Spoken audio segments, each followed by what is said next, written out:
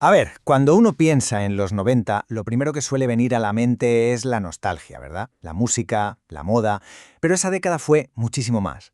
Fue, en realidad, el laboratorio donde se gestó el siglo XXI, un punto de inflexión, uno de esos que de verdad cambian la historia para siempre.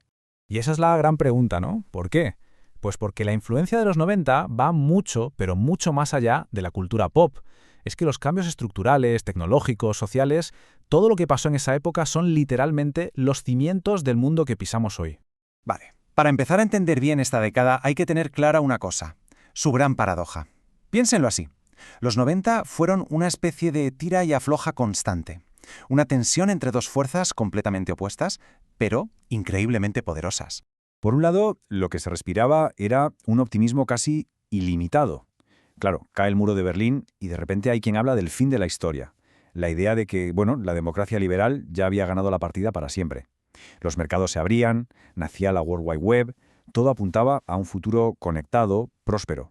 Pero al mismo tiempo, y aquí está la clave, crecía una ansiedad profundísima. El fin de ese viejo orden mundial desató conflictos étnicos brutales, y todas esas certezas que teníamos sobre cómo funcionaba el mundo, pues, de repente, se esfumaron. Y claro, esta paradoja se vio de una forma muy clara a escala global, porque el final de la Guerra Fría no trajo esa paz automática que muchísima gente esperaba, para nada. Lo que hizo fue redibujar por completo el tablero geopolítico y económico del planeta. El pistoletazo de salida fue, sin duda, el colapso de la Unión Soviética en el 91. De un día para otro teníamos a un montón de antiguos estados socialistas saltando al mercado global. Poco después llegaron acuerdos como el Telecán o la creación de la Organización Mundial del Comercio, que empezaron a derribar barreras económicas a una velocidad de vértigo. Estábamos entrando de cabeza en lo que se llamó la segunda era de la globalización. Pero toda esa promesa de un mundo unido por el comercio tenía una cara B, y era bastante oscura. La cosa es que la desaparición de ese choque entre las dos superpotencias no trajo la paz. De hecho, en muchos sitios ocurrió justo lo contrario. Se desató una violencia que hasta entonces había estado como contenida, latente. Ahí están las guerras en la antigua Yugoslavia, el terrible genocidio de Ruanda, los conflictos en Chechenia. Todos estos horrores nos demostraron algo muy crudo, que bajo esa capa superficial de unidad global estaban resurgiendo con una fuerza bestial los nacionalismos y las tensiones étnicas. El nuevo mundo de repente era mucho más complejo y sobre todo más impredecible de lo que nadie había imaginado. Y justo en medio de todo este caos geopolítico aparece el gran protagonista, el catalizador de la década, la fuerza que lo iba a cambiar absolutamente todo, la revolución tecnológica. Este fue, de verdad, el Big Bang que dio forma a nuestra era. Si hay que señalar un momento clave es 1991. Ese año, Internet, que hasta entonces había sido una herramienta casi exclusiva para militares y académicos, se abre al público.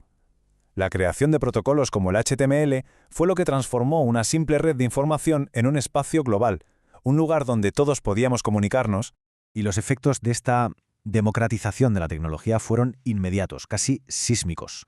Pensemos en dos ejemplos muy claros. En el 91, un ciudadano cualquiera graba con su cámara de vídeo la paliza a Rodnikin. De repente, esa imagen cruda, incontestable, obliga a todo el mundo a replantearse la brutalidad policial. Unos años después, en el 98, un bloguero, Matt Droch, publica el escándalo Lewinsky antes que los grandes periódicos. ¿Qué demostró eso? Que los medios tradicionales de golpe habían perdido el monopolio de la información. El poder, sin duda, estaba cambiando de manos. Y claro, como no podía ser de otra manera, toda esa tensión, ese choque entre optimismo y ansiedad, se coló directamente en la cultura popular. Lo vemos en la moda, en los videojuegos, en la televisión, en todas partes. Fijémonos en la moda, porque la contradicción era brutal. Por un lado teníamos el grunge de Seattle, era una especie de antimoda a propósito, un rechazo total a las marcas y al lujo, camisas de franela, ropa de segunda mano, y en el polo opuesto estaban haciendo el minimalismo, de diseñadores como Calvin Klein. Siluetas limpias, colores neutros, era una reacción directa, casi una limpieza contra la opulencia y todos los excesos de los años 80. Mientras tanto, en el mundo de los videojuegos se estaba librando una batalla fascinante. Las famosas guerras de las consolas. Y ojo que esto no era solo una cuestión de quién vendía más. En el fondo, era un debate filosófico sobre qué camino iba a tomar el entretenimiento digital. Y la clave de todo estaba en el formato, en cómo se almacenaban los datos. La batalla se libró básicamente entre dos formatos. Nintendo se la jugó con el cartucho para su Nintendo 64. La gran ventaja, tiempos de carga casi instantáneos. Pero la capacidad era minúscula. Sony, por su parte, tomó el camino contrario y apostó por el CD-ROM para su PlayStation. Y esto le daba una capacidad de almacenamiento descomunal para la época, 650 megabytes. Esto permitía meter escenas de vídeo, bandas sonoras con calidad de CD y, claro, mundos mucho más grandes y complejos. El punto de inflexión, el juego que lo cambió todo, fue probablemente Final Fantasy VII. Sus horas de cinemáticas y su historia, que era complejísima, demostraron una cosa: el futuro pertenecía al CD. Porque las narrativas complejas necesitaban esa capacidad de almacenamiento óptico.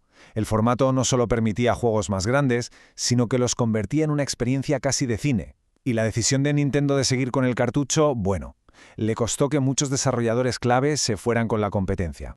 La televisión también fue un espejo perfecto de esta dualidad social. Las dos sitcoms más grandes de la década nos daban visiones totalmente opuestas de la vida en la ciudad. Por un lado, Seinfeld, la famosa serie sobre la nada, un retrato irónico, a veces cínico, de la alienación y del individualismo en la gran urbe.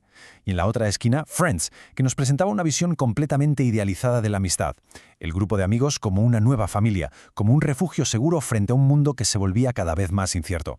Dos caras, de verdad, de la misma moneda. Y con todo esto volvemos al presente, porque al final todas esas tendencias, esas ansiedades y esas tecnologías que nacieron en los 90 no es que hayan desaparecido, para nada, simplemente han evolucionado y hoy definen nuestra realidad de formas que muchas veces ni nos damos cuenta. Y aquí está quizá la diferencia más grande de todas, la conclusión más importante. En los 90, uno se conectaba a Internet. Era una acción deliberada, un destino, un lugar al que se iba. Hoy ya no nos conectamos, simplemente estamos conectados. La red ha dejado de ser una herramienta para convertirse en el ecosistema en el que básicamente vivimos. La transformación, la verdad, es evidente en todos los ámbitos. Pasamos de la desconexión intermitente de los 90 a la hiperconectividad permanente de hoy. En la arquitectura, la ostentación ha dado paso a un minimalismo que lo que busca es calma. Y en la moda que antes nacía en la calle, en las subculturas, ahora la dictan los algoritmos. Pero lo más interesante de todo esto es que muchas de estas tendencias actuales son en el fondo una reacción directa a las fuerzas que se desataron precisamente en los 90. Este renacimiento de lo analógico es el ejemplo perfecto de esa reacción. Y no es solo una moda pasajera. El hecho de que la gente vuelva a usar cámaras de carrete, a escuchar vinilos o incluso a comprarse teléfonos tontos es una forma de rebelión, un acto consciente.